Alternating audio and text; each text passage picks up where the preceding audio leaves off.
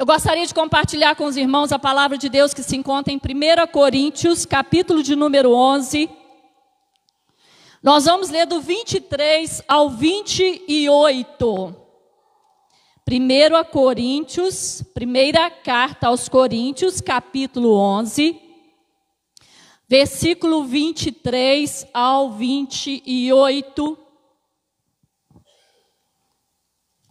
Carta escrita pelo apóstolo Paulo à igreja de Coríntios, quando ele começa dizendo assim, versículo 23: porque eu recebi do Senhor o que vos ensinei, porque o Senhor Jesus, na noite em que foi traído, tomou o pão e tendo, repitam comigo, dado graças, partiu o pão e disse: tomai e comei, pois este é o meu corpo que é partido por vós, fazei isto em memória de mim. Semelhantemente também, depois de cear, tomou o cálice, dizendo: este é o cálice, o novo testamento do meu sangue. Fazei isso todas as vezes que beberdes em, repitam comigo, memória de mim. Porque todas as vezes que comerdes esse pão e beberdes deste cálice, repitam, anunciais a morte do Senhor até que venha. Portanto, qualquer que comer este pão ou beber deste cálice indignamente será culpado do corpo e do sangue de Jesus. Versículo 28, repitam, examinai-se o homem a si mesmo, e assim coma deste pão e beba desse cálice. Pai, em nome de Jesus, nesse momento tão especial e nesse dia tão especial que nós vamos participar da ceia do Senhor, que o Senhor continue presente aqui nesse lugar, meu Pai, e que essa manhã seja uma manhã de reflexão, que Teu Espírito Santo se mova de uma maneira sobrenatural aqui nesse lugar, falando ao nosso coração, nos revelando a Tua vontade, o Teu querer, sobre o verdadeiro significado, ó Deus, da ceia do Senhor, do partir do pão, da comunhão do pão e também do derramamento do Teu sangue ali na cruz do Calvário pelos nossos pecados. Tu és bem-vindo aqui, Espírito Santo de Deus. Nós te adoramos como igreja, Tu és o nosso convidado especial aqui nesse lugar. Em nome de Jesus. Amém. Amém. Amém.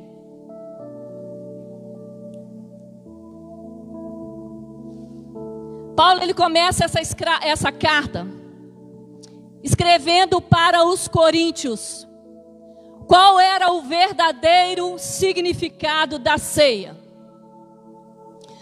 Estava havendo uma confusão tremenda ali na igreja de Coríntios, que eles começaram a deturpar o que era a ceia do Senhor. O que Deus verdadeiramente queria com aquele momento ali, que até então era um momento tão especial para a igreja, como é nos dias de hoje.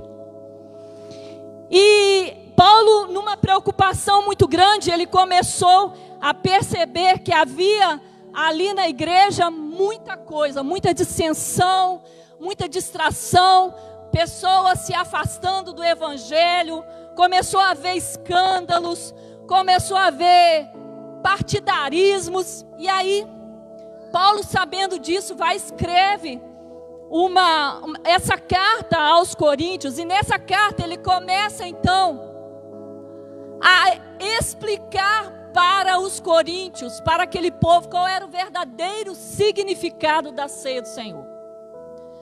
Eles estavam indo para a igreja, porque naquela época a ceia era feita como? Cada um era o nosso ajunta-panelas de hoje. Quem aqui faz ajunta-panelas? Todo mundo, né, gente? Era o verdadeiro ajunta-panelas de hoje. Todo mundo pegava ali seu frango assado, cada um pegava sua farofa, pegava seu arroz, levavam para a igreja, ali para o templo, e ali eles celebravam juntos. Era um momento de comunhão, era um momento agradável na presença do Senhor. E todos ali deveriam, como na igreja de Atos, ter tudo em comum. E isso funcionava muito bem no início. Havia muita unidade, muito amor, havia muita fartura. Mas com o passar dos tempos, a igreja ela foi perdendo o sentido da ceia, o sentido daquele momento. E aí o que acontecia? Aqueles que eram mais ricos levavam comida só para eles. E os que eram mais pobres não tinham comida para levar, chegavam na hora da ceia, eles não tinham o que comer. E não era repartido com eles. E aí começou a haver esses problemas, e eles começaram a desvirtuar ali qual o verdadeiro sentido da ceia, que era a comunhão. Se o rico tinha comida, ele tinha que dar, né, oferecer para aquele que era mais pobre. Mas aí começou a haver essas distorções. Aí o apóstolo Paulo começa a escrever: gente, vocês estão meio equivocados aí no que se refere à ceia do Senhor, porque comendo cada um antecipadamente, o que eles faziam? Eles chegavam, comiam, e quando chegava outros não tinha mais nada para comer. E aí ele fala assim: gente, está tudo errado aí. Eles iam para a ceia, e a Bíblia diz que chegava lá, eles embriagavam-se com vinho. E aí ele pergunta: vocês não têm nada porventura para beber ou comer na casa de vocês? O que Paulo estava falando? Gente, isso aqui não é a comida. Isso aqui não é a comida, não é a bebida. Esse momento aqui é um momento para vocês estarem juntos, unidos, para vocês desfrutarem da companhia, da comunhão uns dos outros. Vocês não vêm aqui para comer, nem é para beber, mas é para desfrutar da comunhão um dos outros. E aí o apóstolo Paulo, ele pergunta: será que porventura vocês não têm o que comer ou beber na casa de vocês? E aí ele começa então a explicar para aqueles crentes, que é o que eu vou fazer nessa manhã, através do Espírito Santo, qual é o verdadeiro sentido da ceia. Talvez você está sentado aqui nessa manhã, você vai participar da ceia, mas você sequer sabe o porquê, o motivo, o significado desse memorial, desse momento tão especial. A ceia que celebramos hoje, ela é um memorial, para que a gente possa relembrar o quê? Por que a gente até hoje comemora ou faz esse memorial da ceia do Senhor? Para a gente relembrar. Gente, toda vez que a gente se junta como igreja para poder cear, para comemorar essa ceia, é o momento que a gente relembra o sacrifício de Jesus Cristo na cruz do Calvário por cada um de nós. A ceia hoje, ela é um memorial. É para que a gente não se esqueça o que é que Jesus fez pela minha vida e pela sua vida ali naquela cruz do Calvário. Por isso que aqui não tem mais uma mesa farta com muitas frutas, como era naquela época, com muitos pães, com um frango assado, com uma farofa, com muito arroz, com churrasco, porque era assim feito naquela época. Havia muita fartura. Mas depois que Jesus veio, a ceia, ela virou um simbolismo. Por isso que ali é um pedacinho de pão, é um cálicezinho pequeno, simbolizando através do pão o corpo de Jesus e simbolizando através do vinho o sangue que Jesus Cristo derramou na cruz do Calvário por causa dos nossos pecados. E Paulo então, ele aponta aqui nesse texto algumas atitudes que nós precisamos ter para participar desse momento tão importante. E aí Paulo começa a explicar. Porque na cabeça de Paulo, eles desaprenderam tudo o que havia sido ensinado. E Paulo então começa a explicar a eles qual era o motivo daquela reunião, o que eles deveriam ter ou fazer naquele momento ali em que eles comemoravam a ceia do Senhor. E a primeira coisa que Paulo leva aquela igreja a refletir é que eles deveriam ter, repitam comigo, gratidão. Versículo 23 e 24, Paulo diz assim: porque eu recebi do Senhor o que também vos ensinei, porque Jesus, na noite em que foi traído, tomou o pão e, dando graças, o partiu e disse: tomai e comei, porque este é o meu corpo partido por vós, fazei isto em memória de mim. A primeira coisa que nós precisamos entender, que o momento da ceia é um momento de gratidão a Deus. Grato por quê, pastora? Gratidão pela minha família, gratidão pelo meu trabalho, gratidão pela minha saúde, gratidão pela minha salvação, gratidão pela minha libertação, gratidão pela minha cura, gratidão porque Jesus morreu na cruz do Calvário para nos salvar. O momento da ceia, o apóstolo Paulo estava dizendo para ele: gente, não é momento de embriagar-se, de comer demais. O momento da ceia, ele é um momento de gratidão. Quais são os motivos de gratidão que você tem no seu coração nessa manhã? O apóstolo Paulo continua então explicando para eles o que é que nós devemos ter no nosso coração no momento da ceia. Versículo 25, ele diz assim, no final do 25 ele diz assim: porque todas as vezes que beberdes e comerdes, fazei isto em memória de mim. Paulo estava falando assim, o momento da ceia é um momento, além de gratidão, é um momento de reflexão. É um momento que vocês vão refletir sobre a vida de vocês. Vão refletir sobre a vida espiritual de vocês, vão refletir sobre o que Deus tem feito na vida de vocês. É o momento que vocês vão refletir por que Jesus morreu na cruz para nos salvar. O momento de ceia é um momento de reflexão, o que é que eu preciso mudar no meu coração, na minha vida. Quais são as atitudes que eu preciso abandonar e eu preciso refazer. Quais são as trajetórias que eu preciso refazer. Então o momento da ceia também é o momento da gente fazer uma reflexão daquilo que está dentro de nós. Por isso que nós, às vezes, nós não damos ceia para criança, porque uma criança, ela não tem condições de refletir sobre ela mesma. Ela não tem condições de refletir se ela agiu certo ou errado, ou se ela está em pecado ou não, ou se ela tem condições de participar ou não. Mas nós que somos adultos, somos servos de Deus, a gente tem condições sim de fazer uma reflexão da nossa vida. Se nós realmente estamos aptos para participar desse momento tão especial. E aí o apóstolo Paulo, ele fala àquele povo ali: querem vocês comam ou querem vocês bebam, façam em memória de mim. Esse mim em memória de Jesus.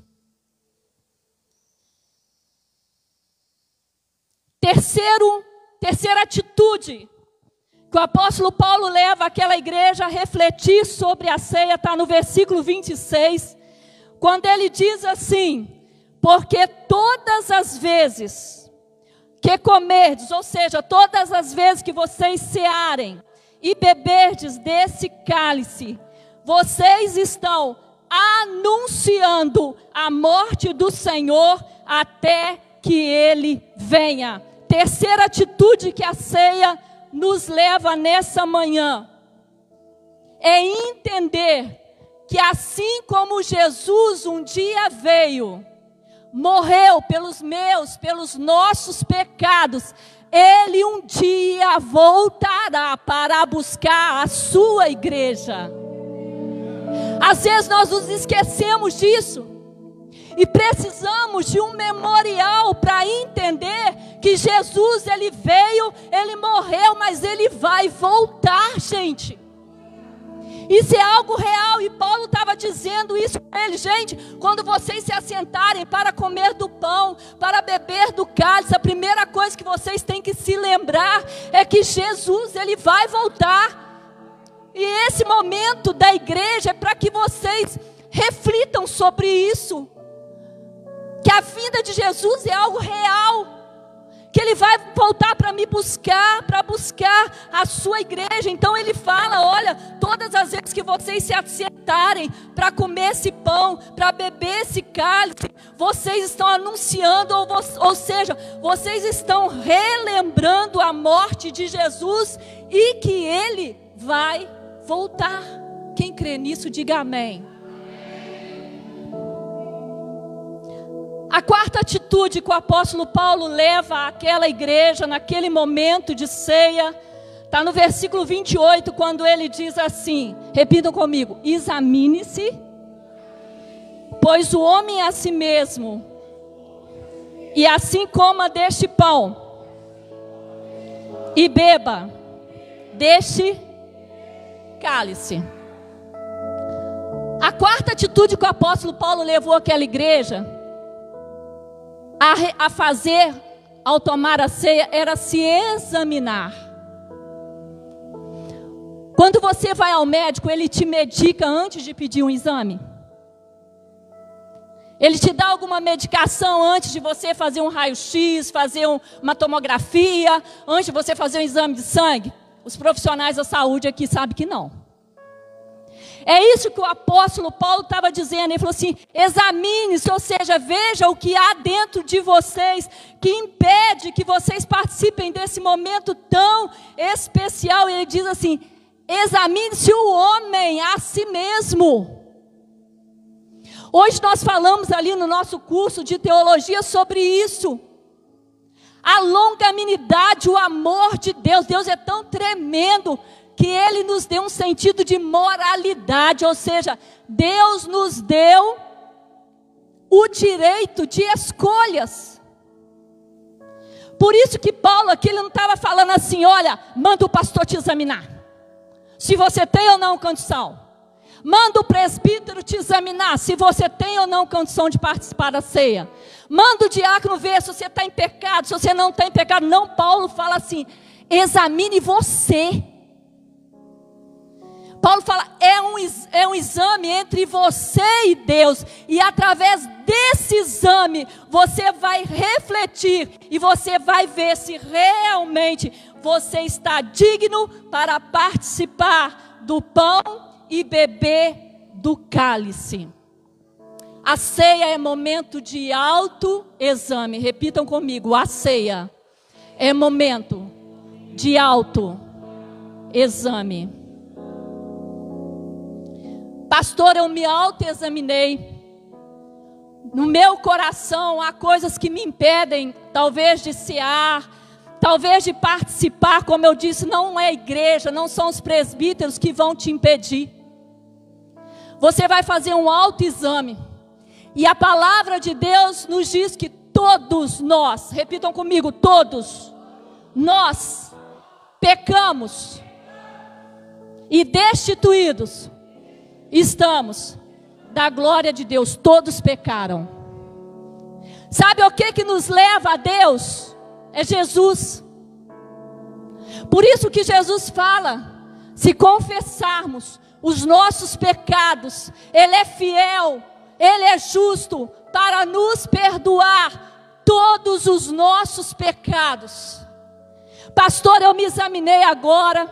Olha, eu fiz isso essa semana. Eu pensei mal de um irmão. Olha, eu pequei lá com meu esposo, com a minha esposa. Eu pequei com meu filho. Eu fiz alguma coisa assim. É você que vai se auto-julgar. É você que vai se auto-examinar. Aqui na missão não tem essa de passar bandeja e pular o irmão. Não. É auto-exame. É a liberdade, é o livre-arbítrio que o Senhor nos dá de nós nos examinarmos e vermos se nós realmente temos condições de participar desse momento tão especial. E aí ele fala: examine-se, pois, o homem a si mesmo, e coma desse pão e beba desse cálice, porque aquele que come e bebe indignamente, come e bebe para a sua própria condenação, não discernindo o corpo do Senhor. Por causa disso, há entre vós muitos fracos, muitos doentes e muitos que dormem. Mas ainda há um último motivo que Paulo levou aquela igreja a refletir sobre a ceia. E esse, para mim, é o mais tremendo. Versículo 28, e lá em João também fala